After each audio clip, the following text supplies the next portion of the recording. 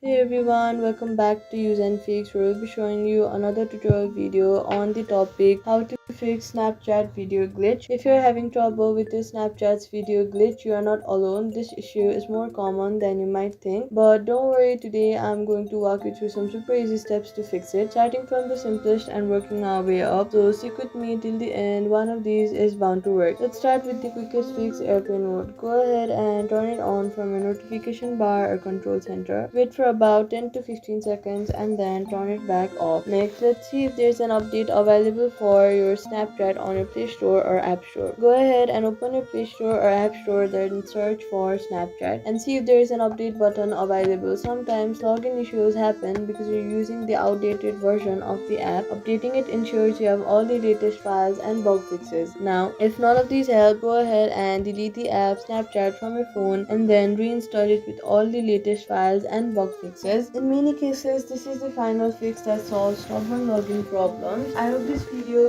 helped you get back into your Snapchat account. If it did, let me know in the comments. Give this video a thumbs up to help others too. And hey, if you like simple tech fixes like this, consider subscribing for more. Thank you so much for watching, and I'll see you in the next one.